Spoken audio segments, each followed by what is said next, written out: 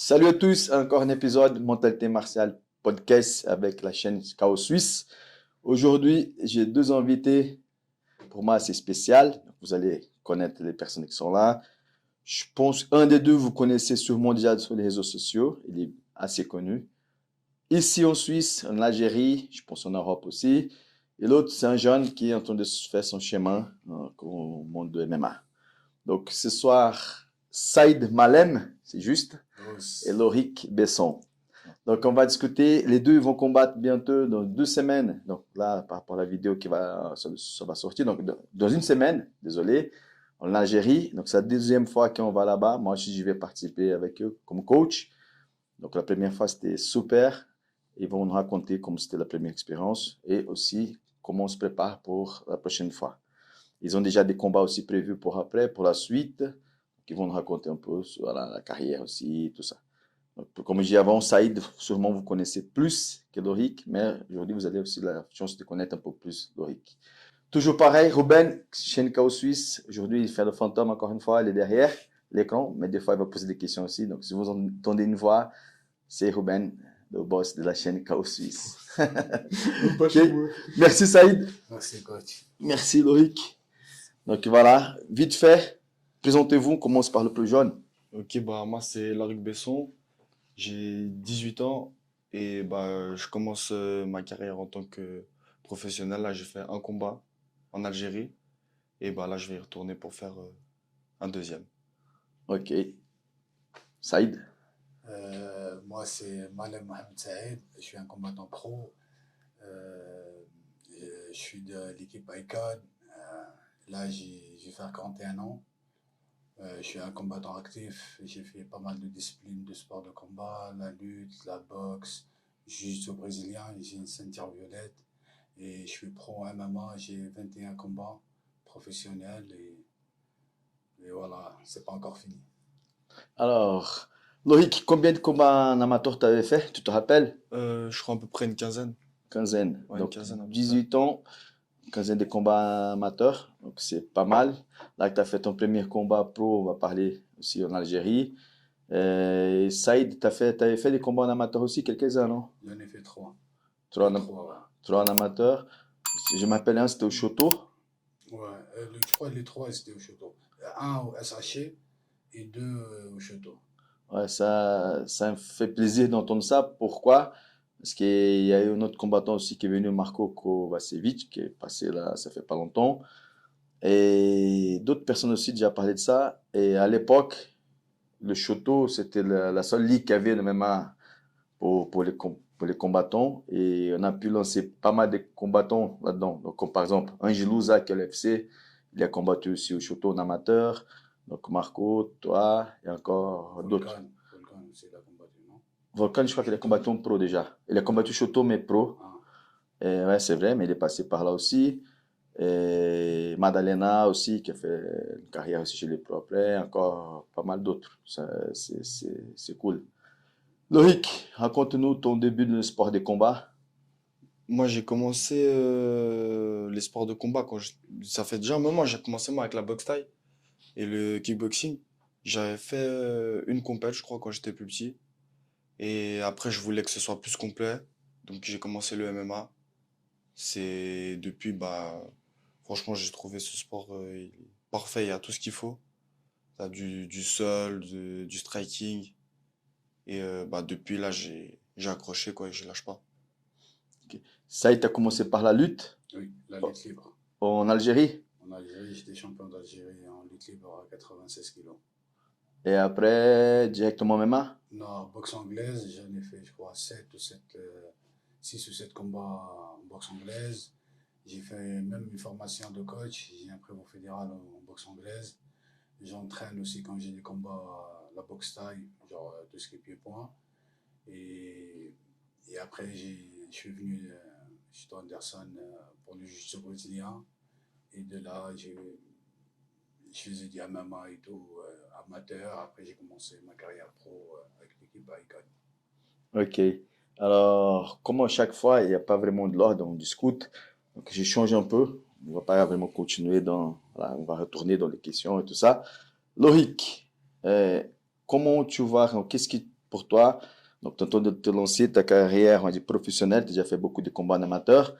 Mais moi, comme coach aussi, je pense que c'est une chance pour toi de pouvoir t'entraîner à côté d'un gars comme Saïd, même si vous n'avez pas le même poids, la même catégorie de poids. Mais c'est une chance d'avoir un gars qui a beaucoup d'expérience avec toi pendant les entraînements. Donc, comment tu vois ça? C'est pas tous les jours qu'un jeune qui a 18 ans, qui est en train de se lancer en pro, il va avoir la chance d'avoir des gens plus expérimentés sur le tatami. Comment tu vois ça? Comment... Bah, c'est une chance, ouais, c'est vrai, c'est une chance. Saïd, il est là, tous les entraîne, tous, un exemple aussi. Et puis, il me donne de bons conseils aussi à la salle pour comment préparer les combats. Et ouais, franchement, c'est bons conseils. Il est C'est un gentil bon aussi élément. avec toi Ouais, dans ouais, le ouais, sparring. ouais. Non, tu peux dire la vérité, hein. Non, non, Saïd, ça, c'est gentil. Il est gentil quand il faut, mais c'est comme ça que tu vas Ouais, mais progresser. c'est comme ça qu'on progresse, ouais, c'est vrai. C'est... Et ça aide pour toi d'avoir un jeune, quand tu vois là, donc on a même discuté par rapport à les primes des combattants, on sait qu'au début c'est chaud, et tu as dit, ouais, quand je connais, je sais, je suis passé par là. Quand tu vois des jeunes comme lui et d'autres aussi au club, qui sont en train de démarrer, on va dire comme ça, comment tu vois ça de ton côté? Franchement, moi, ça me fait trop plaisir d'avoir des jeunes comme ça qui sont motivés, qui ont la niaque, qui veulent aller loin, ils veulent combattre, ils veulent rentrer dans la cage, ils veulent aller genre, plus loin possible dans les organes de, on va dire, l'UFC, OKS, W, BFC, ça dépend. Et moi, ça fait plaisir parce que déjà, j'ai passé par là. Au moment quand j'avais leur âge, c'était trop dur. C'était trop dur pour trouver des combats ou genre de se préparer. Il n'y avait pas les moyens, il y avait pas. La maman, elle n'était pas développée comme là, maintenant, en 2025. Pour moi, ils ont les moyens pour aller le plus loin possible. De, ma génération, c'était un peu compliqué, mais on n'a pas lâché, on a tenu le truc. Et là, je suis en train de partager l'expérience, tout ce que j'ai vécu depuis le début avec ces jeunes. Et je vois qu'ils apprennent plus vite que nous à l'époque. Ils sont motivés, il y a les moyens, ils sont intelligents. Voilà. C'est vrai que quand on voit les combats chez les amateurs actuellement et l'époque d'avant, ça se voit que le niveau, c'est pas le même. Mais je pense que c'est pas vraiment une question voilà, qu'ils sont plus intelligents, mais c'est plutôt les moyens que vous n'avez pas eu à l'époque. Donc, les amateurs, maintenant, il y a un peu partout. Ils peuvent se tester, déjà prendre beaucoup d'expérience plus facilement. Aussi, c'est plus ouvert pour les camps d'entraînement aussi, pour partir. À l'époque, c'était un peu plus fermé. C'est pas... Donc, c'est vrai que c'est notre génération. Et je profite dans la même situation. Quand tu vas à l'ORIC, dans la cage, ouais, même aux entraînements, qu'est-ce que tu en penses, c'est son point fort pour l'ORIC? Je sais Non, que c'est une question surprise, mais voilà. ouais, ouais, c'est déjà préparé ça. Non, franchement, le RIC, il est complet, il est souple. Euh, il s'entraîne dur, il est presque présent tous les jours. Chaque fois que je vais à la salle, il est là. Il est sérieux dans les entraînements. Après, voilà, peut-être il n'a pas beaucoup d'expérience. Mais le truc qui est bien, et j'ai vu même son dernier combat qu'il a fait ici à Genève, qui combat avec le cœur. Et ça, c'est très important dans un fighter, peu importe la discipline. Un combattant, il faut qu'il combat avec le cœur. Même tu peux être trop technique, trop physique, mais si le cœur n'est pas là, tu peux craquer, tu peux abandonner. Et j'ai vu son dernier combat, il était épuisé, il a tout donné et tout, il y avait la famille, le soutien. Il n'a pas craqué jusqu'à la fin de combat. Et ce genre de combattant, tu vois, il peut aller loin s'il reste concentré, focus sur l'objectif qu'il a. Et toi, Loïc, point fort de Saïd? Point fort de Saïd. Ouais. Tu as eu plus de temps pour réfléchir quand même, hein. Je Pendant pensais qu'il pas te... que t'allais me la poser. Vas-y. Non, ouais, point fort de Saïd. Après, moi, avec Saïd, à la salle, je tombe plus au JJB, enfin grappling. Mhm. Et ouais, c'est dur, hein, il est lourd. Non, mais je Il met dis bien pas... la pression. Non, mais je dis par exemple... Non, son point fort, je pense, Parce que tu as c'est. déjà parti au... Il a déjà fait le coaching pour toi, tu es Ouais. parti en Algérie avec lui Mhm. pour le combat, tu étais dans le BC avec lui, tu as déjà vécu des choses. Ouais. Qui sont pensés le point fort de Saïd comme combattant? Après, je donne mon avis pour vous deux. Ouais, bah Saïd, je pense aussi, comme il a dit, pour moi, lui aussi, il a un bon cœur de combattant. Il va jamais lâcher. Et après ces combats que j'ai vus, il est franchement le sol, il a un bon sol, Saïd.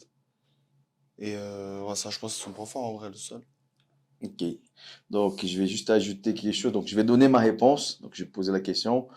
Ma réponse, pour moi, c'est la réponse de Saïd, pour vous deux. Mais ça, c'est quelque chose que j'ai essayé toujours de garder au Shimbudo. Le mental, ça, tu vas rentrer dans la cage, tu vas se laisser sur le ring, ça, il faut l'avoir. On n'a pas le choix. Voilà, sinon, comme Saïd l'a dit, tu peux être bien techniquement, tu peux être bien physiquement. Et cette mentalité-là, on a réussi à développer. C'est vrai que certains combattants, ils ont déjà ça naturellement, mais d'autres, ils ont besoin d'un peu plus de développer ça.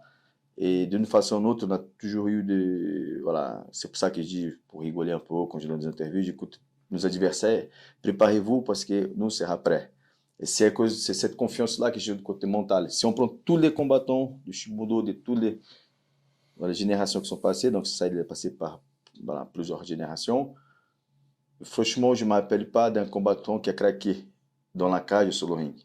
On perd, on prend des KO, on peut se faire finaliser, mais ça fait partie du jeu, mais on n'abandonne jamais. Et ça, pour moi, comme ça a déjà dit, c'est le plus important pour un combattant. Et ça, on a gardé cet esprit depuis toujours au Shimbudo.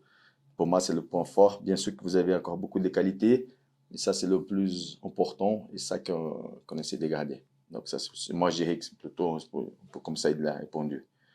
Donc, tu peux nous parler de ton expérience au premier combat en Algérie, l'événement, tout, l'ambiance, Ok, comment... ouais. Parce que pour toi, donc, tu avais fait beaucoup de combats en amateur, Mhm. mais plutôt dans les petites organisations.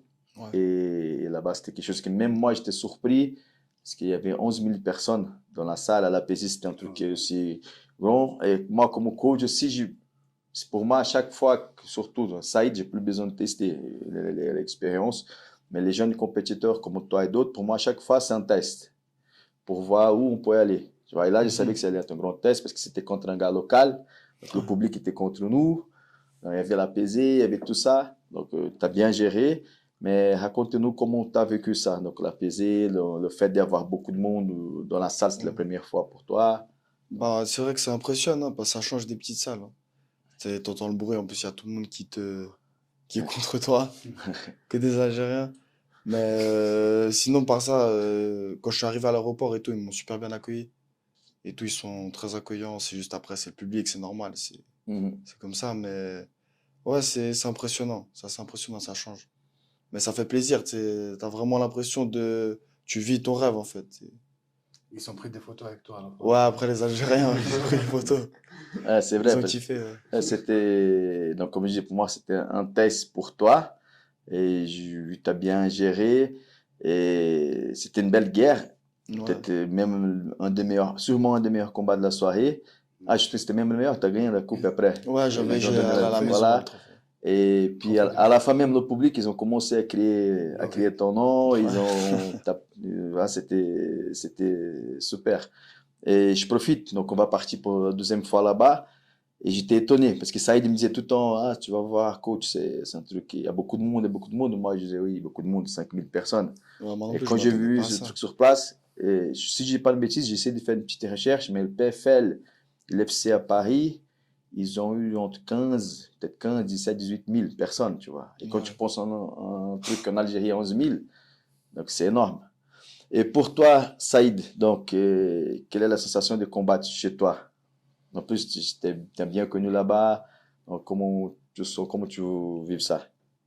Franchement, j'avais trop de pression, plus que je combats ici en Europe ou dans les pays de Galles, partout où j'ai combattu dans le monde. Là, c'est vraiment, c'est chez moi, devant ma famille, mes frères, mes sœurs, les cousins, bah, les fans, plein d'amis, tout ça. Et j'ai pas le droit de l'erreur. Je dois pas perdre. Peu importe qu'est-ce qui se passe dans la cage, je dois sortir de la cage gagnant. Parce que j'avais trop de pression. Je me suis préparé. Des fois, même j'avais des blessures et tout. J'avais une blessure de la clavicule. Et j'ai dit, j'annule pas le combat, je vais combattre et tout. Et même quand je suis arrivé là-bas, déjà à l'accueil, c'était à l'aéroport. Ils sont venus me chercher, des gars, des fans et tout, des photos. Et je vois toutes les salles qui m'invitent pour aller s'entraîner chez eux. Même les restos, les trucs, les cafétérias, les endroits, tout le monde, ça vient. Et ils passent par mes amis, tout ça, ramène Saïd ça dépend, resto, sauna, des salles de sport. Bien, on a des produits, on te présente des trucs. Et franchement, ça fait chaud au cœur. Parce que toute ma vie, je combats à l'extérieur.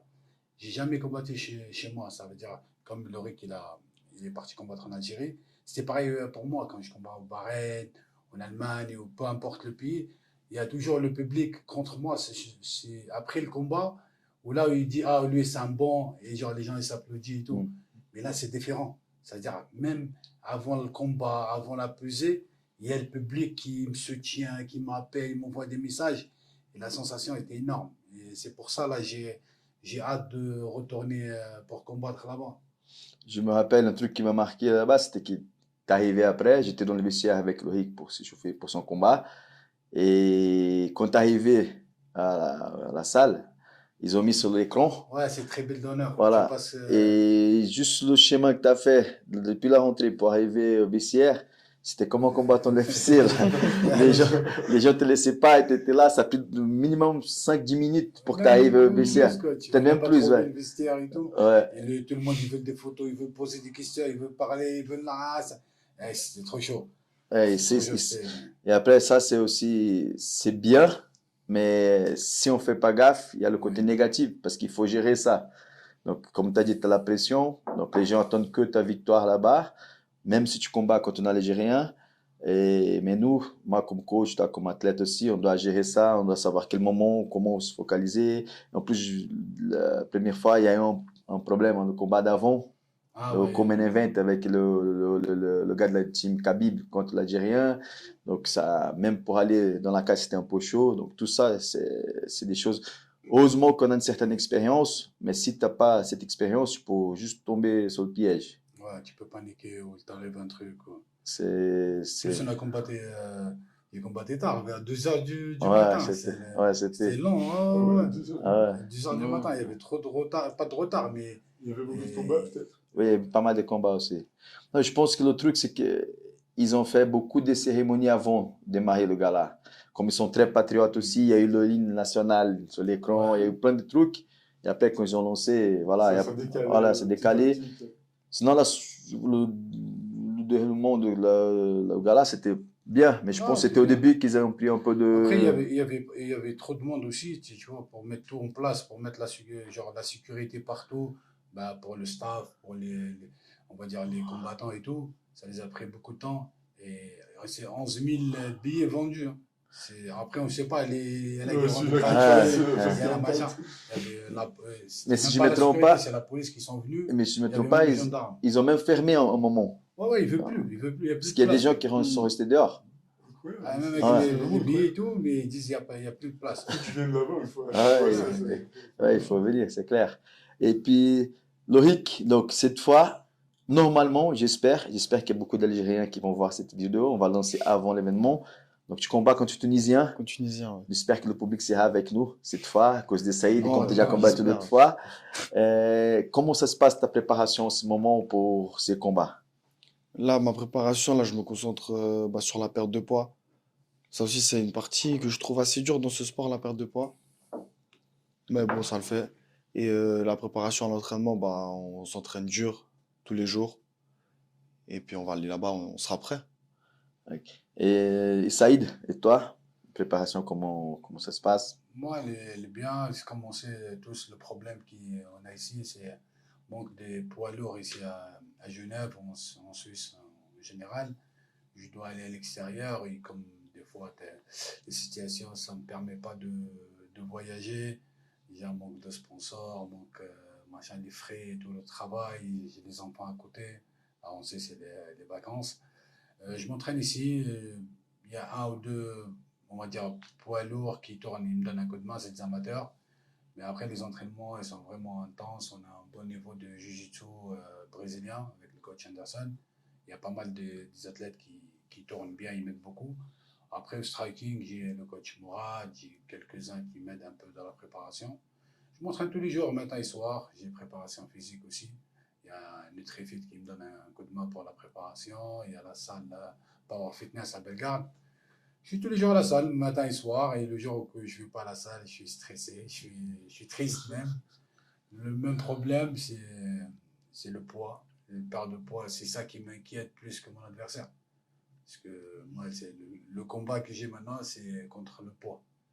Et après, la bagarre, on aime bien la faire. Tu combats avec combien de kilos, toi? Je combats à 93, la pesée, je me pèse. Et après, je récupère mon poids. Et là, aujourd'hui, tu as combien? Sans mentir. Là, il reste combien? Il reste T'as la balance, là? 12 jours. Ouais. Ouais, je suis à 101. Ok. Loïc, j'ai même peur, je vais même pas poser la question. Parce que je sais que je vais avoir encore des problèmes pour faire le Non, poids. ça Du va. coup, je préfère même pas poser la question. On va continuer à travailler pour la semaine. On regarde ça. Mais tu continues à faire, Ouais, non, ça suivre va. le plan. Et donc, je commence par Saïd Mano. Tu as déjà fait, comme tu as dit, malheureusement, avec la vie que tu as, aussi tu as côté famille à côté, tu as aussi travail. Donc, c'est difficile pour partir pour faire des camps. Mais tu as déjà fait une ou deux fois, peut-être plus, je ne me rappelle pas. Est-ce que tu peux nous parler un peu comment c'était ces camps de préparation, notamment que tu avais fait pour d'autres combats? Ouais, j'en ai fait pas mal de camps d'entraînement. Je suis allé en Bulgarie, à Sofia. Il y avait le camp avec la Bulgarie Top Team. Il y a resté, je crois, 10 jours ou 8 jours. Et franchement, ça change tout. Quand tu pars au camp d'entraînement, tu es focus. Tu es focus sur la préparation, c'est-à-dire tu dors tôt. Quand tu te lèves le matin, tu vas faire attention à ce que tu manges. Tu sais que tu as, par exemple, le programme d'entraînement, soit sparring, soit préparation physique. Tu vas faire ça, tu penses à manger bien. Tu dois te reposer parce que le soir, tu as un autre entraînement. Après, tu sors avec les combattants. Ça fait genre parler, échanger des idées. Tu vas croiser des gars que tu n'as pas l'habitude de tourner avec eux. C'est pas comme à la salle où tu t'entraînes. Tu vas en fait, tu vas connaître ton adversaire, tu vas t'adapter, ça devient, on va dire, cool l'entraînement. Mais quand tu affrontes, genre au camp d'entraînement, des nouvelles personnes et tout, et là il y a l'adrénaline, et là Surtout les premiers jours. Ouais, là moi je suis arrivé de l'aéroport, je me rappelle comme maintenant, je suis arrivé, j'arrive à la salle, ils sont déjà commencé le cours, c'était cours MMA. J'ai demandé à Guillaume, j'ai dit, écoute, je viens d'arriver, le cours, est-ce que je peux m'entraîner? Il m'a dit, tu viens d'arriver, tu ne vas pas te reposer. J'ai dit, je ne suis pas venu pour me reposer. Moi. Il y avait la valise, j'ai mis les chaussures de lutte, short, j'ai sauté par le grillage, et c'était vraiment la bagarre. Il y avait des Bulgares de bon niveau, il y avait des gars parisiens et tout, vraiment des poids lourds. Hein. J'étais parmi les petits dans les poids lourds.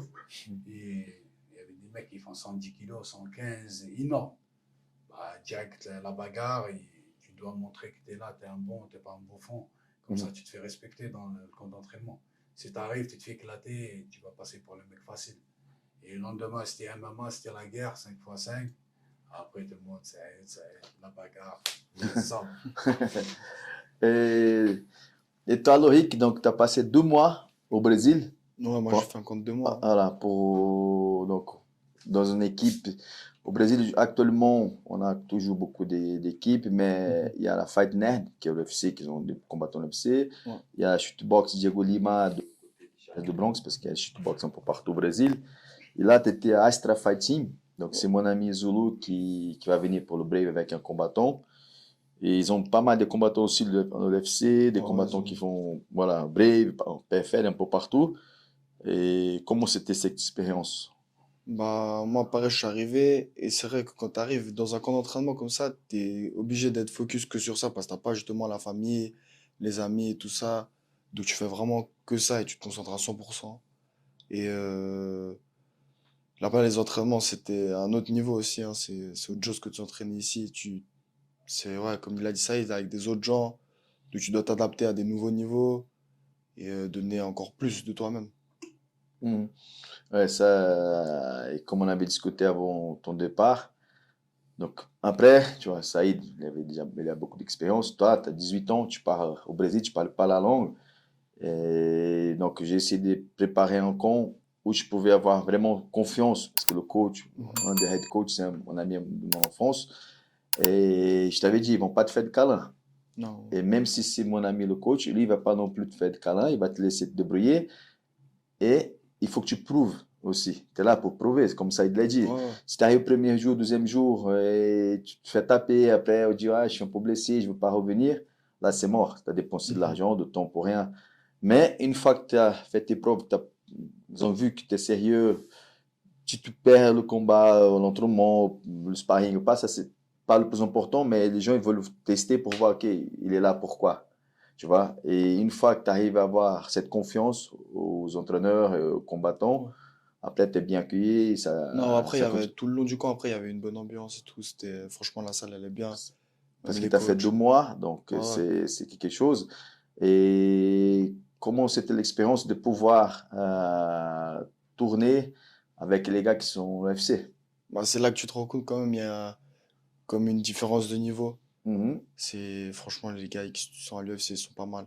Ils sont pas mal. Mais ça fait, Ils ils sont sont pas pas mal. mal. Mais ça fait Normal. du bien, ça fait du bien. Justement, ça te pousse à dépasser tes limites Et comme j'ai et discuté encore avec toi plus et dur. ton père aussi avant de partir, donc pour moi, c'est aussi pour casser une barrière.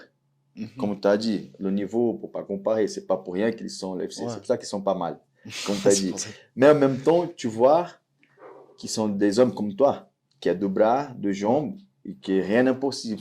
Faut travailler après. C'est Mhm. comme l'autre combattant qui est venu, Marco, il avait dit ça aussi, quand il est arrivé à la TT.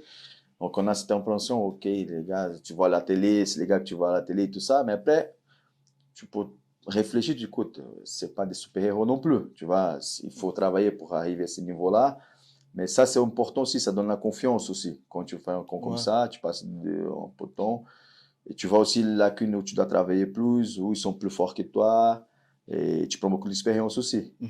Donc, tu as passé 2 mois là-bas, et tu as fait, tu t'entraînes Tous les jours. tous les jours, et eux, ils font plutôt la lutte à l'IV, si je dis pas de bêtises, Ouais, en c'était grappling. tous les matins, c'était ou MMA ou striking et tous les soirs, c'était lutte à livrer. Et l'ambiance brésilienne, t'as aimé? Ouais, franchement, ils sont sympas, hein, accueillants et tout Ouais. ça. Moi, je dormais avec les gars, deux, trois gars de la salle dans un logement, mais ça se passait bien, ouais. C'était T'as gentil et tout. même retrouvé un Marocain Ouais, il y avait un là-bas Marocain là-bas, il parlait un peu français. Ça, c'était bien pour. pour Je le t'intégrer. voyais à la salle, lui, il m'aidait pour faire la traduction au début et tout. Ok. Il t'a pas trouvé une copine là-bas. Non. Ça, c'est ce qui se passe au T'es Brésil, très reste au concentré, là, Brésil. t'es très concentré dans le truc. Ok. Sinon, Saïd, tu peux nous raconter un peu ton expérience? Je me rappelle pas comment c'était le nom. C'était comme le teuf, mais que tu avais gagné la Des ceinture Air Force. des Air Force, ouais. C'était, voilà, c'est chose qu'on voit à la télé aujourd'hui. Ça existait, je pense, déjà le teuf. Ouais, il y avait des teufs à Mais, l'UFC, voilà, mais tu avais fait ça des Air Force. Des Air Force, c'était le premier tournoi arabe. arabe C'est de MMA. Donc, à l'époque, tu as eu la ceinture de ce. bouclier, c'est un bouclier. Voilà. Et on a démarré là-bas. Je crois que le premier combat, c'était Aziz. Je l'ai dit, non. C'était Aziz qui a combattu, après c'est toi qui a commencé ou c'était... Oui, c'était lui qui a fait le Non, t'as premier. envoyé même l'autre, le gars de Louis, MC, Louis. Louis. Oui, mais je Il a pense fait que... ça. Après Aziz. Non, non, lui, c'était après. C'était, je pense, Aziz et toi, tu avais participé à ça. Ouais, j'ai fait en Ouais, même temps. Après lui, il a pris le bouclier ouais. Et, final. et tu peux nous raconter comment c'était cette expérience parce que voilà, tu dormais avec les gars, tu t'entraînais avec eux et après tu combattais avec eux. Voilà. Là, franchement, c'est une belle expérience. Moi, je pensais pas que ça va se passer comme ça. Je suis arrivé, je connais personne. Je connais que, il y avait le, avant il était petit, maintenant c'est un homme et tout. Amin Ayoub. Ouais. Amin Ayoub, Ah ouais, il a participé ouais, aussi. ouais, il était là-bas. Il faisait 70 kilos. Mhm. Et je crois que c'était en 2016, si je ne me trompe pas. J'arrive là-bas, je connais personne, c'était à Abu Dhabi. Et c'était mélangé un peu. C'était ta tête algérien, il y avait quoi? Il y Il y avait avait que, il y avait Tunisiens, Marocains, Égyptiens, Libanais, il y avait des Jordaniens, il y avait un Saoudien, il y avait des Égyptiens, il y avait beaucoup, je crois, c'était 4 ou 5. Ouais, il y avait un peu tout, de tous les, genre les Arabes, Maghreb et tout. Et, et genre, ils font genre un tournoi. Il y avait deux catégories, 96 kilos et 70 kilos. Et il y avait, c'était comme, on va dire, comme koh Mhm. Mais après, il y a la nourriture. Quand on parle chez moi, tu vois, en fait, l'endroit où on était, il s'appelait Et c'était où déjà? C'était quel pays? Là Abu Dhabi. C'était Abu Dhabi? Et Club El Fursan. Genre, c'est un truc de roi là-bas, Mhm. le président, un truc comme ça. Et dans le complexe, il y avait plein d'activités. Il y avait genre les quads, la course de voiture, le tir à l'arc, le sniper, il y avait un truc de foot, les chevaux. Il y avait plein de trucs. Et genre, on faisait genre, on était à l'hôtel avant qu'ils nous séparent les deux. C'est pareil comme le teuf. Genre, ils nous appellent par numéro, et on avait des numéros et tout. Et, bah, on lui dit, on va faire faites nos démonstrations un peu grappling, genre un petit sparring léger. Ouais, ça roulait et tout. Après, il y avait le coach, il choisait les combattants. Je veux lui. Après, on a séparé deux, deux couleurs, genre couleur bleue, équipe rouge. Moi, j'étais parmi les bleus. Après, on nous a séparés à la maison. On avait une maison avec la piscine. Il nous a gâtés quand même. Tu vois, il y a à manger, à boire. On a le buffet à l'hôtel, là. Genre, le matin, à midi. Et le soir, on a deux salles. On a une grande salle à la maison et une salle au gym. On s'entraînait, on se préparait chaque 2 jours, 3 jours. Chaque équipe séparée aux entraînements.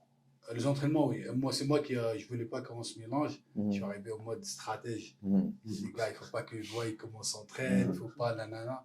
Et j'étais un peu genre le plus âgé là-bas. J'ai comme l'idole, c'est moi qui prends l'équipe. J'essaie de faire des programmes parce que c'est vrai à l'époque et on fait du MMA, mais chacun il vient de discipline, il est bloqué. Genre il vient de la lutte, il sait faire que la lutte. Il n'y a pas de sol, il n'y a pas de boxe. Ou l'inverse, il vient de la boxe, il est fort en boxe, il veut que la boxe. Et moi, genre, on fait 2 entraînements par jour. J'essaye de montrer un peu de sol, comment on fait la MMA, comment on fait genre préparation physique. Ils sont kiffés, ils sont aimés les trucs. Après, il y avait quelques actions, genre des embrouilles, Mhm. genre des petits bagarres, c'était chaud et tout.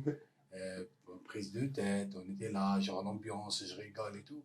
On, on faisait tout ensemble et c'était trop bien, c'est trop bien passé.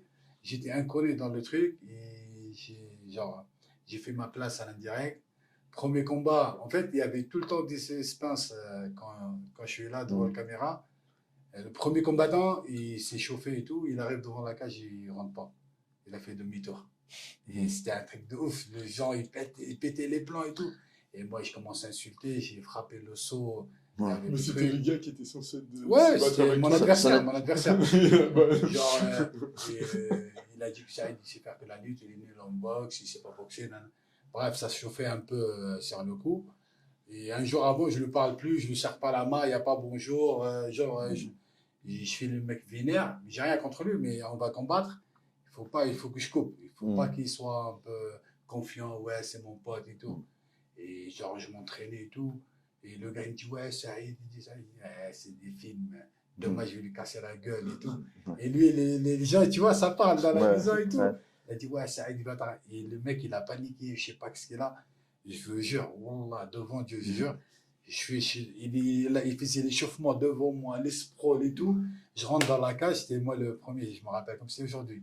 Avec la musique et tout. Bam. Il arrive, il dit, ah, j'ai mal à l'épaule, je sais pas quoi. Il a inventé un truc. Après, Mais il dit, ah, c'est annulé. je te coupe, mais ça, c'est pas la première fois que ça t'arrive. On Ouais, va parler de ça après. Ça, j'ai arrivé. Et moi, je comprenais pas. Genre, j'attends. Au plus, c'était bon. Hein, c'était pas que, genre, il avait la trouille, il a passé porter le trac et tout, je sais pas quoi, la pression. Il s'est barré. Il a dit, je vais à l'hôpital, je sais pas. Et moi, il y avait le seau là où ils mettent les glaçons et je lui ai mis un coup de pied. Il y avait l'organisateur, Mirza. Mirza. Ouais. Oui, il est moitié brésilien et Ouais. moitié jordanien. Ouais. Il me dit, s'il te plaît, calme-toi, Saïd, qu'est-ce qu'il y a et tout. Ouais, et je commence à dire, ouais, c'est pas un homme, c'est une salope, il peut pas faire ça. Ma famille, ils attendent pour regarder parce que ça passe à la télé et tout. Il me dit, ouais, mais tu t'en fous, t'as gagné, tu passes deuxième tour. Mais non. Je dis, non, il n'y a pas un repêchage, je vais le. Il me dit, non, c'est bon, tu passes au deuxième tour. Non. Je dis, mais il n'a pas honte. Je dis, oh, tu le verres d'ici et tout. Ouais, après, voilà, j'ai passé, les gens, ils veulent tous me voir combattre, ils me voient partout. Et en fait, quand on fait les activités et tout, j'étais moi en train de l'échauffer, genre créer l'ambiance, je chante et tout. Par exemple, les courses de voiture dans le sable et tout. Et je vois le gars, il panique. Je dis, frère, pourquoi tu paniques? Tu habites en Allemagne, il est pané.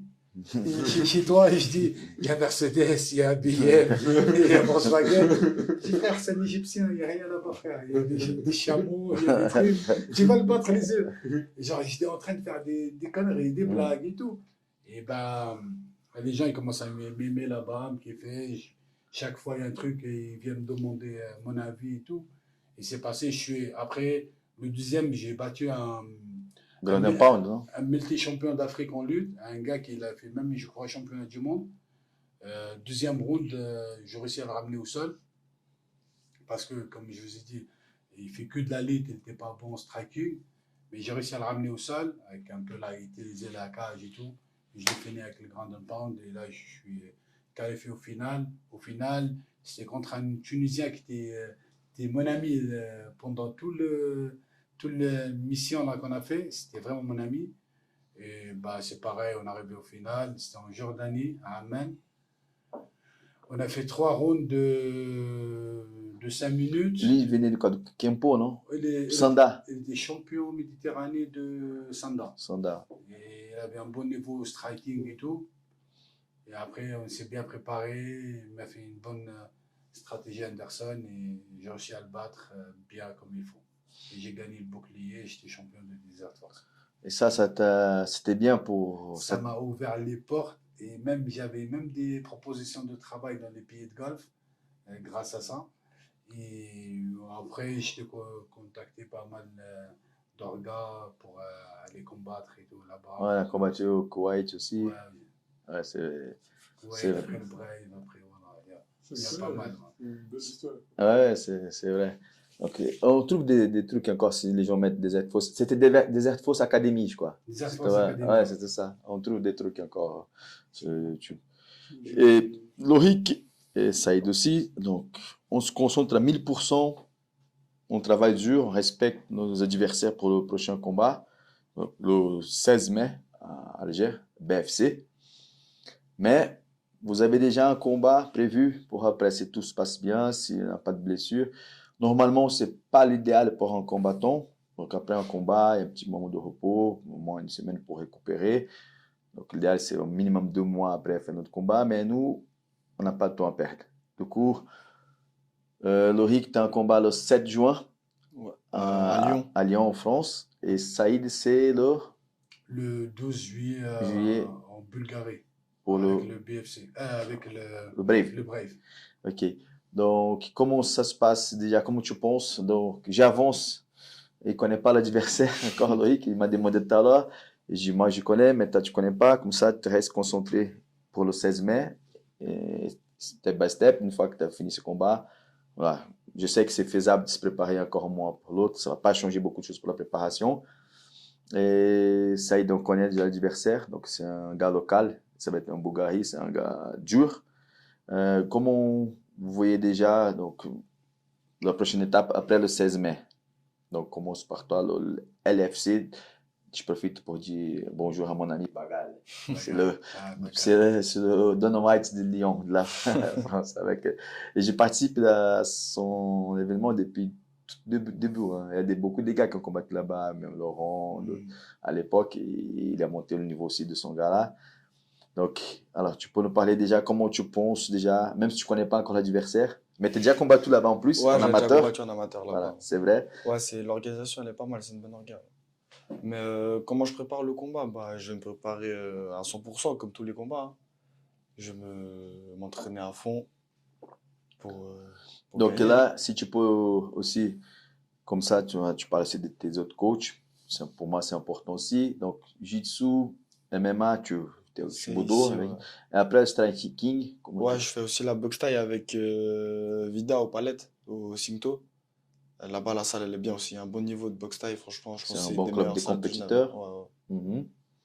Donc, tu fais là-bas ta préparation striking. ouais, là-bas, je fais ma préparation striking. Et ici, je fais le Jiu-Jitsu MMA avec toi et avec Issa aussi, le mardi. Le MMA. C'est bien. Et toi, Saïd, donc, avant d'arriver déjà au Brave, Est-ce que tu peux parler un peu de ton adversaire pour le prochain combat en Algérie, le 16 mai, et après pour le Brave aussi, déjà. Pour le prochain adversaire, là où je combat en Algérie, c'était prévu, c'était un Libanais. Et je ne sais pas ce qui s'est passé ces derniers jours-là. Il n'a pas pu voir le visa ou il a un problème. Ils m'ont changé l'adversaire avec un combattant local. Euh, Et il vient de quelle ville là-bas? je crois de la capitale. D'Alger. Ouais, de Alger Centre. Ok. Apparemment, ils m'ont dit qu'il est plusieurs fois champion d'Algérie de Sanda et Campo, qui fait ce genre de sport. Et son dernier combat au BFC, il a gagné par KO high kick. High kick, ça veut dire il envoie les jambes et tout. Après, voilà, ça change rien. Moi, ce genre de trucs, ça me fait plus peur. Moi, j'ai affronté des gars qui sont vraiment dangereux, des bons niveaux, dans des orgas comme le Brave, comme Résine. Il y a pas mal d'organisations de bon niveau, avec des gars qui ont le double de mon record, beaucoup d'expérience. Il y en a qui sont combattus, genre au Bellator, le truc. Moi, je sais, ça fait un peu sur le papier, ouais, ils font le poids, mais dans la cage, quand la porte elle ferme, c'est la bagarre. Je me prépare bien, je rentre dedans, j'ai peur de personne. Non, chaque fois que tu combats là-bas, c'est un grand test parce qu'il y a la pression, comme tu as dit, et aussi c'est tous les jeunes combattants locaux, ils vont te battre. Parce que c'est, voilà, comme l'autre aussi, c'était pas un cadeau, même s'il n'avait pas la même expérience que toi. Et celui-là, c'est pareil, peut-être en MMA, mais peut-être qu'il a beaucoup d'expérience au Sanda, au Kempo.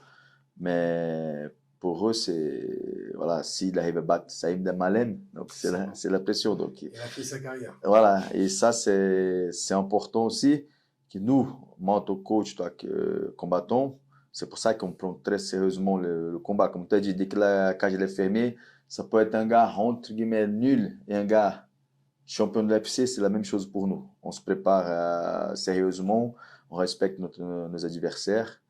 Et puis voilà, après, comme tu as dit, c'est la bagarre dès que la porte est fermée.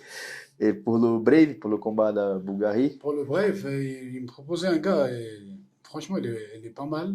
Il est. Attends, juste, pardon. J'ai oublié son prénom, c'est pour ça. c'est Kolev. Kolev, voilà. Voilà. Kolev, il est à 12-1, il a fait même l'IFC. Il a fait un combat à l'IFC, c'est un Bulgare. Apparemment, c'est un gars très puissant au niveau striking. Il fait les combats des Manu. Mhm. Il a un bon niveau de judo, au sol et tout. Bah, s'il a fait l'IFC, ça veut dire qu'il est pas mal. Comme je vous ai dit, ça change rien pour moi. Si ma préparation est bonne, on va faire un game plan pour. En fait, ça change de combattant à l'autre, le game plan. On va étudier, on va trouver une solution pour le battre. De toute façon, quand on combat, quand je vais dans la cage, c'est pas pour combattre. Moi, je vais là-bas pour gagner, pour battre l'adversaire. Je vais pas là-bas pour faire genre une démonstration et tout. C'est-à-dire, si je pars, j'ai les moyens, les outils pour le battre.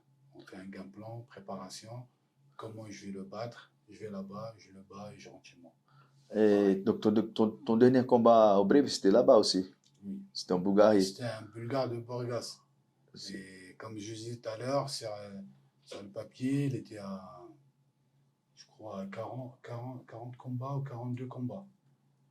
Non, pardon, 25 combats, 23 soumissions ou 22 TKO. Quand tu vois le record là, tu n'as même pas envie d'aller dans la cage. Mhm. Et je l'ai battu troisième round par TKO. C'était dur. En plus, le truc qui c'était bien, il m'expliquait, les Bulgares, ils aiment trop la lutte. Ils aiment trop, c'est sport traditionnel chez eux. Et dans le combat, on a fait beaucoup de luttes. On a lutté presque les 3 rounds. Et le combat, genre, le public, il a aimé le combat et tout. À la fin, il y en a qui sont venus me voir, genre, ils m'ont félicité et tout. En parlant de Brave, donc le combat dans ta catégorie maintenant pour la ceinture, ça va être Erko et ton ami. Voilà, c'est là où je voulais arriver. Donc, première chose, si tu gagnes sur ton prochain combat, voilà, j'espère qu'on va faire le maximum pour que ça arrive. tu sais déjà, ils t'ont parlé quelque chose, ou il y a des possibilités que tu recombattes pour la ceinture avec le vainqueur de Herco et Fracadine? Déjà, j'ai demandé là, avec le Shahid, le directeur de Brave, que je veux combattre pour la ceinture. Ma défaite contre Herco, c'était un accident. Déjà, il y avait le ramadan, j'ai accepté le combat. Une semaine après le ramadan, ma préparation et la diète, c'était pendant le ramadan. C'était vraiment dur et j'ai pris un coup derrière l'oreille qui m'a fait faire l'équilibre. Je ne vais pas trouver des excuses. On va dire que j'ai perdu et tout. Mais j'ai dit c'est une erreur et ça peut arriver à tout le monde. Et j'ai montré le dernier combat que je suis en forme, je peux combattre, faire 3 rounds avec des gars solides et tout. Et je lui dis donne-moi encore une chance. Il m'a promis que genre, je suis sur la liste. Genre, ça peut arriver. Et là, il m'a proposé un autre. Je pense si je gagne, je prends le gagnant de Fakhreddin et Erko, je pense. De toute façon, je pense que en regardant de l'autre côté, si je passe à niveau organisation, si c'est moi le matchmaker ou le boss, que ce soit Erko ou Fracadine, ça serait très intéressant pour l'organisation. Parce qu'Erko, c'est une revanche. Et lui, c'est un gars très connu voilà, au Brave aujourd'hui. C'est un gars qui a beaucoup de followers sur les réseaux sociaux. Et Fracadine, vous avez une histoire. Et c'est ça que je l'ai dit tout à l'heure quand tu as dit ton premier combat à Desert Force Academy, le gars il se passe présenter. Et si tu peux nous parler un peu, donc les gens qui regardent la vidéo, mettez sur YouTube, cliquez là, Saïd Malem, Mohamed Fakadine, vous allez voir une histoire, un film.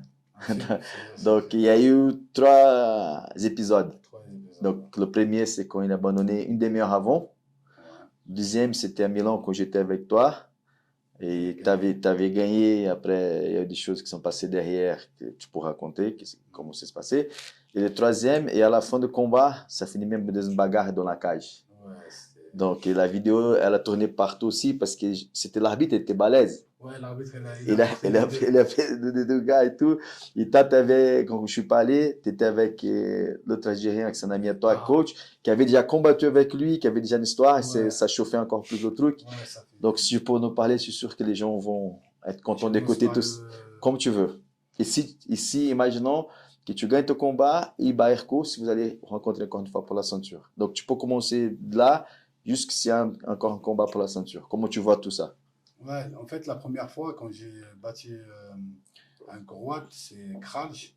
Je l'ai battu par KO premier round. Et après le combat, j'ai eu 2 victoires. J'ai battu le meilleur, on va dire, combattant de 93 kilos. C'était le meilleur classé dans la catégorie et tout. J'ai demandé à l'organisateur de la ceinture. J'ai 2 victoires, 2 KO. Je vais combattre pour la ceinture. Je suis pas lourd, je mérite et tout. Et d'un coup, Fakhreddin, il commence à écrire ça sur les réseaux. Moi, parce que lui, il n'était pas à 93, non? 84. Ouais. 84, et des fois, il monte, ça dépend. Mais il était champion en 84. 84, il avait la ceinture. Et genre, il m'a provoqué genre, par message. C'était gentil la première fois et tout. Moi, je lui ai répondu. Je disais, t'as pas encore goûté la droite et tout. Genre, et l'organisation, ils ont vu que voilà, ça peut le faire et tout. Avec Guillaume, c'était mon manager à l'époque. Ils sont parlé les deux, tac, tac, ça commence à organiser le truc. Il m'a dit, tu es partant pour la ceinture. Je dis, tu poses même pas la question. S'il faut, je pars demain. Je combats demain. On a mis les choses en place et tout. On a fait la date, je crois que c'était avril ou un truc comme ça. Peut-être même le 1er avril, si je ne me trompe pas, un truc comme ça. On arrive C'était Bahreïn. Au Bahreïn. On arrive au Bahreïn, ça se passait bien, je l'ai vu. On a serré les mains et tout. Et là, d'un coup, genre, il passe avec une chaîne, genre de là-bas, genre interview, ils nous ont monté les deux, parce qu'il demandait trop et il ne me laissait pas tranquille là-bas. Viens, il y a interview, il y a la chaîne MMA arabe, il y a arabe, je sais pas quoi, la MMA, et tout le monde qui veut poser. En fait, il était très connu dans le pays de Galles. Et moi, genre, ça va, parce que j'ai fait des Air Force et tout, je fais pas mal de combats, les gens, ils savent que je suis. Et ça fait comme le feu. Les deux combattants, ils vont s'affronter et tout. Et on a fait le truc, il commence genre, devant la caméra, il fait le malin, genre, et que me rabaisser un peu, genre, moi, t'étais où, je sais pas quoi. Et après, moi, je le rentrais dans le direct, je dis, tu parles beaucoup. D'où je viens, les gens qui parlent beaucoup, il ne faut rien. Ferme ta gueule et montre-moi qu'est-ce que tu sais faire Dans dans la la cage. cage. Tu vas me tuer, tu vas arracher la tête. Moi, je te promets que tu ne vas rien faire. Je vais te casser la bouche, tu rentres chez toi. Et genre, ça commence à s'exciter et tout. Et ouais, c'est bon, ciao. Il m'a dit, ouais, ta lutte, elle est bof, ta boxe, elle est bof. Bref. Je dis, bah, tu me montres qu'est-ce que tu sais faire dans la cage. Allez, ciao. Bah, on a fait avant le poids et tout. La pesée officielle, j'étais au poids, il était en train de perdre le poids. C'est ça que j'ai pas compris. Ouais, je mange, je récupère le poids, tac. Le soir, on fait face of the face. On arrive, je dis, mode sport. Et là, je vois le mec, il est énervé, il fait des trucs, il crie dans le hall et tout. Et là, ça faillit partir en vraie bagarre à la pesée et tout. Et là, je deviens fou. Je dis, ce mec-là, il faut que je le tue. Et là, il fait trop le malin et tout. Et ça commence à faire des clashs et parler mal et tout. Et là, ce moment-là, sur les réseaux sociaux, ça c'est Là, explosé. genre, tout le monde qui veut voir le combat, là. Mm. C'est chaud à la pesée et tout. Et moi, je vais lui-même mettre un coup de poing. J'essaie de bouger, je rentre dedans. Et bref, on fait la pesée, ça se passe bien, on récupère demain. Et genre, même quand on se voit avant, on a serré les mains et tout. Et là, genre, regard travers, méchant et tout. Et j'attends que ça part encore dans l'hôtel, hein, même pas. Avant, on arrive, il y avait on arrive pour mettre le bandage. Et lui, quand je suis arrivé, il a déjà fait les bandages. Il me regarde, il fait comme ça, il me provoque, genre, il rigole, je sais pas. Ouais, genre, je m'en fous, tu vois. Et je finis, je passe, je fais le bandage, je vais dans mon coin. Il y a le médecin, c'est ça le problème. Il y a le médecin, il visite, genre, la tension, il vérifie les articulations, tout va bien. Si tout va bien, il signe, et tu vas, c'est bon. Il passe, je passe, tout va bien, je suis dans machin, il s'enchaîne, le gars-là, ça commence. Et tout, C'était le main event? C'était le combat principal? Non, c'est comme un event. Comme un event. Il y avait Jarrah, c'était le main event. Bah, ça enchaînait les combats, ça se passait bien et tout. Je crois qu'il restait un combat et après c'est nous. Et là, déjà, j'étais en mode transpiration, échauffement et tout. Quand il y avait Laurent avec moi, dans mon coin, il me fait le... Et d'un coup, je vois son entraîneur et le deuxième coach, là, ils viennent dans notre coin. En fait, ils nous séparent là-bas, tu vois, il y a les moyens, il y a les télés, les frigos, il y a la bouffe dans le truc. Il nous met bien, le bref, il nous met bien, les combattants. Et je le vois rentrer et tout. Je dis, j'arrête de se chauffer et tout. Je dis, non, c'est bizarre, hein, qu'est-ce qu'il fait ici? Moi, il n'a pas le droit, tu viens regarder comment je me chauffe. Spionner un peu. Ouais, je me suis dit, je les vois, genre, ils viennent dans notre direction, tu vois.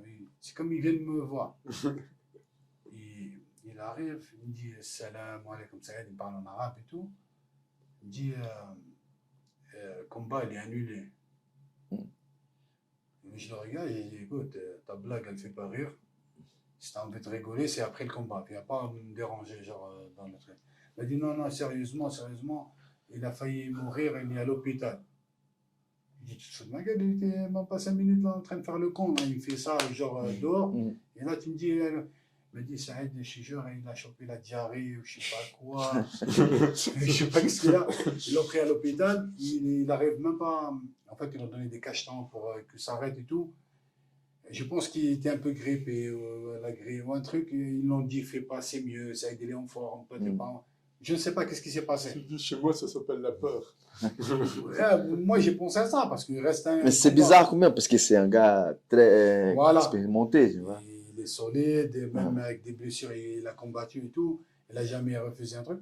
Mais là, sur le coup, moi, je pète les plombs. Tu peux pas me. J'ai commencé à. Il me dit non, rien. Je dis, sortez de là. Genre, laissez-moi tranquille. Et je commence à insulter. Je cherchais Guillaume. Et Guillaume, je crois, était à Kevin Rouillard. Il a combattu, je crois, il a perdu ce jour-là. Je dis, il me dit, ouais, je viens de parler avec comment s'appelle, le directeur, là, Shahid. Il me dit, ouais, il est à l'hôpital, il n'est pas bien. Je dis, comment ça, il est à l'hôpital et tout ça? Il me dit, ouais. Je dis, bah, trouve-moi un remplaçant. Il dit, ça, il reste 10 minutes pour ton combat. Sauf si tu fais un gars au public, là. Il m'a dit, c'est impossible. Je dis, comment on fait? Il m'a dit, je ne sais pas, attends. Il m'a dit, retourne dans le vestiaire. je pète les plombs. Après, ils viennent tous me voir. Akhed me dit, ouais, ça a été désolé, il est gravement malade. Il a la diarrhée, ça ne s'arrête pas, il ne sort pas des toilettes et tout. Il vomit. Moi, je dis, moi, je m'en fous. Je dis, moi, je rentre dans la cage, je vais parler. Il me dit, non, ça, je ne vais pas l'insulter. Mais j'ai des fans, j'ai la famille qui sont achetés des pay-per-view pour regarder le combat. Ils doivent une explication. Mhm. Il m'a dit, ouais, tu l'insultes pas. Je dis, je ne suis pas un gamin, je ne vais pas l'insulter. Mais je dois Mhm. m'exprimer là. Pourquoi je dois expliquer aux gens pourquoi je ne combats pas. Je suis rentré. Ouais, j'ai fait le show. Quoi. Je suis rentré, j'ai dit, Fakhreddine, t'es où? Moi, je suis dans la cage, t'es où? Apparemment, tu as la diarrhée, tu es en train de chier dessus. J'ai fait le camp, tu vois. Tu es obligé. Moi, ça m'a fait 3 mois de préparation. Je perds 10 kilos. Et 10 minutes avant, tu me dis j'ai la diarrhée. C'est le coup. C'est pas vraiment sportif tout ce que j'ai fait, mais avec les nerfs, la haine, Ouais, sur le machin, moment, c'est. j'étais trop énervé. Je l'ai bien taillé. J'ai dit, tu parles trop. Comme je t'ai dit, ceux qui parlent trop, ils font rien. Je suis dans la cage, tu es où? Tu es en train de chier à l'hôpital. Viens, c'est un bonhomme. Je t'attends jusqu'à minuit. Genre, j'ai fait la. Je dis, ouais, pas bref. Je dis, normalement, je rentre avec la ceinture et tout. T'es pas là. Je suis rentré. Moi, j'étais. Mais après, j'ai passé une sale nuit. Hein. Mhm. En fait, ils sont tous combattus. Il y en a qui ont gagné. Il y en a qui sont perdus et tout. Il n'y a que moi. Et j'avais encore le truc, le bandage et tout. Je n'ai pas combattu. Je vais faire quoi? Et genre, j'étais dans une vide, mais vraiment, c'était moche la situation. J'arrive à l'hôtel. Mon téléphone, il a failli cramer. Les messages, les appels. Mon Instagram, genre, on va dire, il était 5000 par exemple. Comme ça, il est devenu 15 000. Les abonnés, les messages, les vocaux. Je ne comprenais pas. Je dis, oh, ok, il va péter votre téléphone. Bref, après, il m'a dit, on te paye, genre, la Ta prime. prime, hein. La prime, mais il n'y aura pas la prime de victoire ou quoi que ce soit. Il m'a dit, il n'y a pas la ceinture, mais je te promets, vous allez refaire le match. Ok. Je rentre. Genre, ils m'ont dit qu'il était malade. Genre, je suis rentré à la maison, je passe à autre chose. Je récupère un peu, je mange. Et là, Guillaume, il m'envoie la photo, là, genre, sa photo en costard, mais genre qu'il est assis sur les toilettes, Ouais. et genre, un peu la merde partout, il y a le nom de famille et tout. Et moi, j'ai posté. Ah, c'était le goutte en plus. C'était le feu. Les messages. Même lui, il m'a appelé, il commence à faire des montages. Même sa tante, elle m'a appelé. C'était un truc. En fait, quand j'ai mis la merde, c'était sur le nom de famille. Et genre, pour eux, c'était grave. Moi, je ne savais pas. Moi, j'ai partagé, j'ai même pas fait regarder les détails. Et la même organisation, ils m'ont dit, ça, tu veux qu'on partage? Est-ce que tu es sûr qu'on partage? J'ai partagé. Et l'organisation même, elle a partagé la photo. Mhm. Et là, c'était la photo. Et Là, après, c'était le fait. le deuxième épisode, c'était à le Milan. Covid. C'était le Covid, pendant le Covid. C'était à Milan. C'était à Milan. Ouais, quand j'étais avec toi. Le mois d'août, si je ne me trompe pas, c'était l'été. Mhm. C'était à huis clos. C'était pareil, les clashs. Ouais, Le ça, monde je, entier je parle. peux parler un petit peu parce que je suis venu avec toi et je me rappelle que c'était très chaud, l'ambiance. Ah, Je me rappelle quand on était, la première fois qu'il est arrivé, c'était au restaurant, on était sur la table, il y avait Benoît à Saint-Denis, Ah oui. il mangeait avec, et il a combattu ce jour-là. Et tu vois, on était tous de manger, il arrive. Et je me suis dit, oh là là, ça va partir déjà, il y a les couteaux et tout ici, ça va être chaud là. Ah, Je vois les Arabes, les Brésiliens, ils arrivent comme ça, et je pense même Benoît allait dire, ah, si jamais il est là, attends, tu vois, t'étais sur le dos comme ça, ils arrivent, tu tournais un peu la chaise comme ça, c'était tendu, après qu'on allait faire les entraînements aussi avant. Parce que tu te rappelles, il y avait deux dojos de ta mis pour s'entraîner. Je m'appelle une fois, tu as descendu, je crois, avec. Non, je suis allé tout seul, j'ai pris la tête Voilà. avec eux. Voilà. Et après, quand je passe tout seul, ils étaient dans le tatami qui était avant. Je dis, ah, putain, ils vont choper le Brésilien, là. C'est moi qui vais payer l'addition, j'étais tout seul. Non, c'était tendu. Ah, Même, c'était vraiment tendu. Je me rappelle quand on est parti dans la cage. Et après, quand il est descendu aussi, il était fou, c'était chaud. Il avait la haine, il était trop énervé par rapport à le poste, là, les clashs. Après, ça, moi, j'ai supprimé la photo parce que ça fait comme une guerre. Mes fans et ses fans, Et genre, tu trouves des insultes, des trucs vraiment. Oh, même moi, quand j'ai les trucs, ça parlait trop mal. Et genre, sur la photo, je crois 500 commentaires ou je sais pas combien de commentaires. Et la photo, elle a fait que 3 jours. J'ai posté 3 jours. Les likes, le partage de la photo, mais c'est un truc de ouf. Et je crois que c'est sa tante qu'elle m'a appelé. Genre, elle m'a expliqué la situation, genre la photo, le truc comme ça. Après, je l'ai enlevé, je m'en fous. Je dis, de toute façon, je vais lui casser la bouche et c'est bon, c'est réglé. Et je me rappelle, je descends, je crois, toi, tu étais dans la chambre, je dis à Laurent, viens avec moi. Il m'a dit, vas-y, je te rejoins. Je mets mes gants et tout, je descends pour aller m'entraîner. Je crois, on a fait la pusée, on a mangé et tout, c'était les derniers jours. Non, je crois que c'était Avant la avant quand tu pusée. les perdais encore pour de poids. Ouais, peut-être. Et je passe, il était avec son frère, il fait les pads. Et moi, je passe, genre, je l'ai vu, je les calcule pas. Et j'entends son frère, il parle en anglais et tout. Ouais, yo, je sais pas quoi, là. Il croit, il a dit que je vais avoir peur, il va mettre la pression. Je m'arrête, je dis, genre en arabe, qu'est-ce qu'il y a, qu'est-ce que tu veux? Et il me parle anglais, je dis, après je parle arabe, hein. Je dis, parle arabe, je comprends pas l'anglais, qu'est-ce que tu veux? Il m'a dit, ouais, tu sais pas qu'est-ce qui va se passer. Je dis, ferme ta gueule, si tu veux, rentre à sa place. Rentre à sa place, tu vas voir ce qui va se passer. Et après, genre, Fakredé, il dit à son frère, genre, tais-toi. Et je l'ai regardé de travers, et je dis, bouffon, là, et je suis parti. Et genre, il essaye de m'intimider un peu. J'étais tout seul, il va Ouais. dire, ouais, il va paniquer et tout. Et genre, il me dit, ouais, tu sais, je dis, rentre à sa place, tu vas voir. Bref, et même pendant la cage, genre, il y avait des insultes, son frère et tout, il avait la haine. Bah, on a fait le truc, le poids, j'ai récupéré, j'ai resté focus le dernier jour, concentré, comment on va faire. Tu te rappelles, Mhm. on s'est chauffé dans une chambre. Tu as Mhm. vu le truc, Ouais. il faisait tellement chaud, c'était mois d'août. Vous avez cassé le mur de le truc. Ah, le truc avec l'orage. L'échauffement, ils ont cassé le mur de la chambre s'est chauffée. Ouais, c'était la guerre. Après, on rentre. Oh, j'avais l'impression la cage, elle était petite. C'était dans mon avantage parce que si je pars au côté lutte, c'est moi le gagnant. Mais en fait, on a commencé à changer quelques coups et tout. Il m'a cassé genre la jambe avec le low kick. Il faisait mal avec ses jambes. Et il a vu que je bloque pas. Genre, il a envoyé pas mal, je crois, 4, 5 ou 6 low kicks. Et je sais pas, le truc, à peine je rentre, je croise contre la cage, je l'ai ramené au sol. Il y avait un petit truc et après on a parlé pour la guillotine et tout. Bah, j'ai essayé de le bloquer au sol et il arrive à se relever. Ça se voit qu'il s'est bien préparé et tout.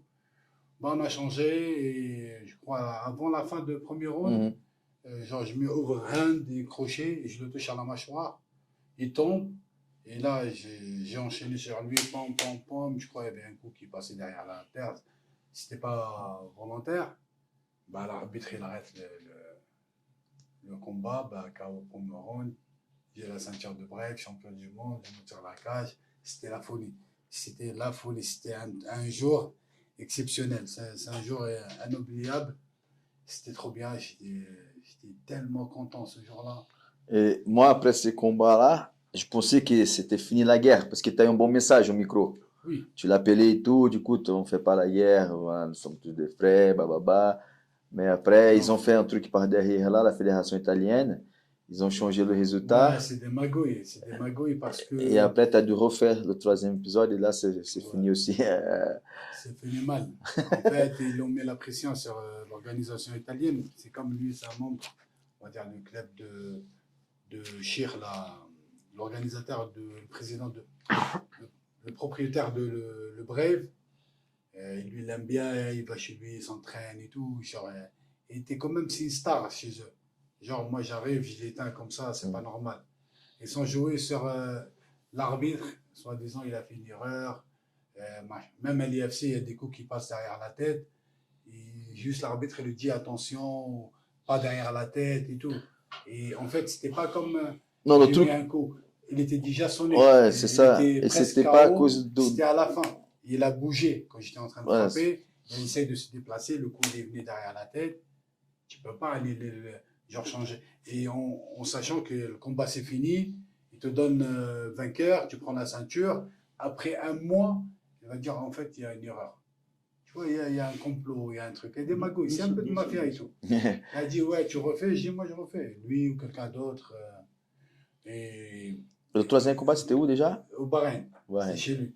Et là-bas, c'était plus chaud que l'Italie, coach. Mhm. Il y avait comme des, comment on dit, des bandidos, là, ou je sais pas, des hooligans, ou je sais pas Mhm. quoi, mais c'est des Libanais. Et j'ai pas compris, tu vois, avec les bandanas, ils sont. Ah, quand je te dis tout le monde, genre, comme j'étais en Libanais, tout le monde contre moi, et moi j'étais à la pesée et tout, je parlais pas, je fais que le regarder. Et après, il y a ses potes et tout. Et il me dit, ouais, ça se voit que tu as peur. Genre, il essaie de me provoquer dans le truc. Moi, j'étais calme. Je dis, frérot, moi, j'ai peur de Dieu. C'est lui qui m'a crié. Toi et lui, vous allez aux toilettes, vous faites caca, non? J'ai pas peur de vous. J'ai peur que de. Je lui ai envoyé un message en arabe. J'ai quelqu'un comme moi et j'ai pas peur de lui. Si j'ai peur, je viens pas. Je reste chez moi. Il me dit, ouais. Mais l'autre, il me dit, ouais, pourquoi t'es calme? Je dis, c'est le calme avant la tempête. Après, tu vas voir. Bref, c'était comme ça, j'ai gardé mon calme, c'était pas bien, il fait que j'ai provoqué. Et bah, le combat, franchement, ça a commencé bien. J'ai fait un game plan. Je suis allé entraîner à Paris, je fais l'entraînement. J'avais des soucis avec la salle où je m'entraînais avant, pas à Icon, au Strike. J'avais des problèmes dans la préparation et tout. J'ai fait mes affaires, je suis allé à Paname. Je me suis préparé là-bas. Chez Mamoudi Gym, la préparation a été trop bien. Je pars, premier round, ça se passe comme c'était prévu. J'envoie les T'as presque low-kicks. fini le combat. J'ai mis une droite, il tombe, c'était le même scénario. J'étais en train de le taper. Je ne sais pas qu'est-ce qui s'est passé. Mais je crois, regardant le combat, je m'appelle que j'ai vu en live. Quand j'ai vu, je pense que ça, tu as eu un blocage mental. Tu as eu peur de te lâcher à cause de la première fois. Parce que moi, je te connais depuis le début. C'était pas vraiment la même façon que tu frappes au Ground and Pound. Je pense que tu as bloqué un peu, tu as eu peur d'être touché. Là, il m'a dit, fais attention. L'arbitre même, il parlait déjà. Ouais, je pense, tu vois, c'est pas pour trouver une excuse, mais en vous regardant, c'est comme ça. Après, on s'est relevé, j'ai mis des coups de genoux, et des coups de coude, c'était bien. Et d'un coup, il envoie des coups. Et là, c'est le. Après, quand je suis venu ici, j'ai fait des RM et tout. Et ça m'a cassé le cartilage de l'œil. Mon œil, elle est rentrée à l'intérieur. Mais je ne sais pas, est-ce que là, c'était avec le doigt, je ne sais pas quoi. Il y avait un coup, quand je t'ai dit, c'est comme un marteau-piqueur qui me sonnait à le truc. J'étais pas KO. Genre, c'est juste mon œil, elle est rentrée à l'intérieur. Et quand j'ai fait les rames et tout, il m'a dit, en fait, l'œil, il y a un cartilage qui tient l'œil. Genre, comme le coup, il était fort, je pense le doigt qui va rentrer l'œil. Pour l'œil, elle ne pète pas, elle rentre à l'intérieur. Il y a un petit espace. C'est le créateur qui nous a fait crier comme ça. Quand ça rentre, le cartilage, c'est un truc un peu mobile comme ça, il s'est cassé. Et en fait, là, quand elle est ressortie, elle est pas, c'est pas remis en place. C'est-à-dire, elle était décalée, elle n'était pas au même. Et là, genre, je voyais rien, je voyais double. Et il a failli me finir le premier round parce que c'était à la fin, je voyais rien. Et pendant le minute de repos, j'ai dit à Taha et Mourad, j'ai dit, je vois plus rien. J'ai trop mal à l'œil, c'est pas normal. Eux, ils croient que c'était juste un doigt. Ils me disent, ça va passer. Là, tu vois, c'est une erreur grave. Si ils m'auraient écouté, moi, ils savent que j'ai pas peur ou je vais pas faire ça pour abandonner. Mais vraiment, j'avais trop mal et le truc était insupportable. Et comme je vous dis, comme un marteau-piqueur, c'est un truc qui fait trop mal. Et je parle avec le médecin il me dit quoi? Il met genre l'autre, il met de la vaseline, il me dit, it's ok. Vas-y. Je suis retourné et c'était pareil, je voyais rien. Genre, je faisais que se déplacer. Physiquement, j'étais bien et tout. Et c'est comme il y a deux personnes. Genre, un là, j'ai essayé de frapper, genre au hasard et tout, mais c'était pas vrai. Il me touche et je tombe au sol. Et là, le mec, il me donne des coups derrière la tête. Pas un, moi, ils m'ont fait un scandale. Des coups derrière la tête, l'arbitre, il arrête. Et tout va bien.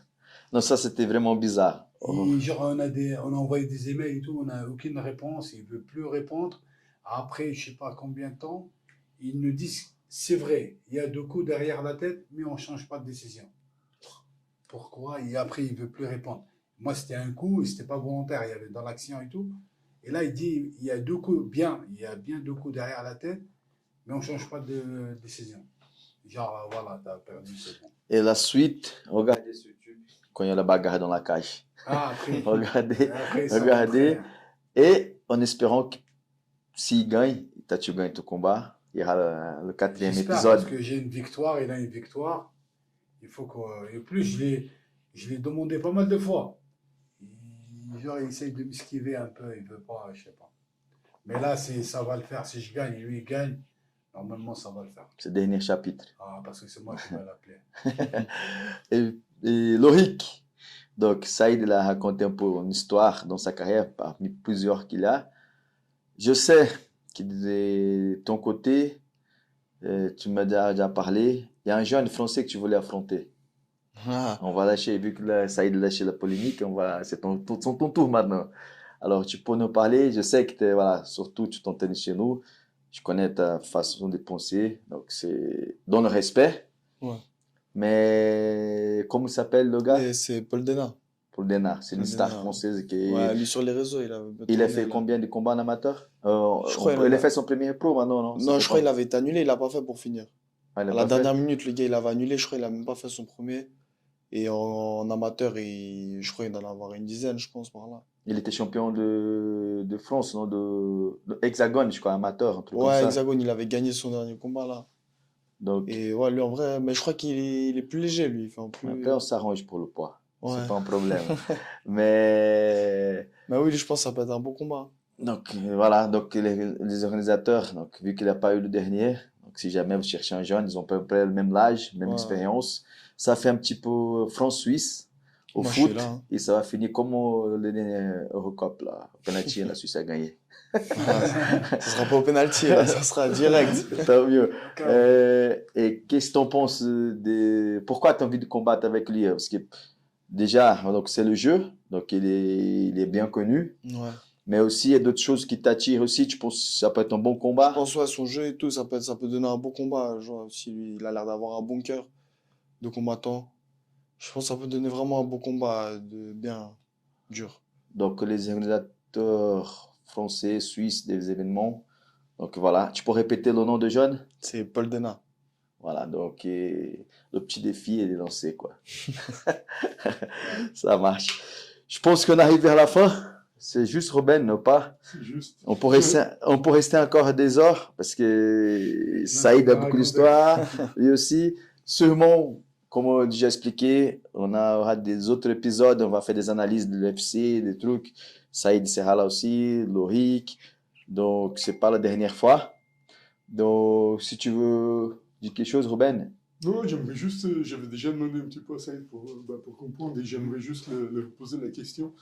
Je sais qu'il a 41 ans maintenant, si je ne me trompe pas. Mhm. Donc, jusqu'à quel âge est-ce que tu penses continuer à combattre à ce niveau-là? Et quelle est la suite? Enfin, si tu envisages de devenir coach ou bien qu'est-ce que sont tes objectifs et tes plans pour l'avenir, en effet? Ouais, franchement, l'âge, ouais, il y en a plein qui me posent la question par rapport à l'âge, parce que à ce moment-là, il y a des combattants qui arrêtent leur carrière à 30 ans ou 28 ans. Il n'a pas encore goûté, je sais pas, ce sport, il n'a pas bien. C'est parce que c'est un hiver qui, ça se finit jamais. Plus tu progresses, plus tu combats, plus tu as envie de faire plus. Moi, je me sens en forme, hein, je vais pas vous mentir, les gars. Je suis en forme, je suis là, je m'entraîne matin et soir. Mon corps, il me suit, l'envie, elle est là. J'ai envie de rentrer dans la. En fait, c'est comme une drogue. L'adrénaline, je la trouve nulle part. Il n'y a rien qui m'excite. Même à la salle, on fait des sparring et tout. Mais le fait, quand tu es dans le vestiaire, il va dire, le gars, il arrive là, il va dire, Saïd, tu combats dans 15 minutes ou après ce combat-là. C'est l'adrénaline. Ce truc-là, je peux payer pour l'avoir. Il n'y a pas, ça n'existe pas. Il n'y a que dans ce monde-là que j'ai cette sensation. Un peu la peur, l'adrénaline, je vais rentrer dans la cage, la victoire, le gloire. Je me bats pour un objectif. Je veux gagner, je veux gagner. Je veux me battre, c'est pas facile. Je dois prouver, tu vois. Et en fait, il y a plein de choses ça se passe dans le combat que je ne trouve nulle part.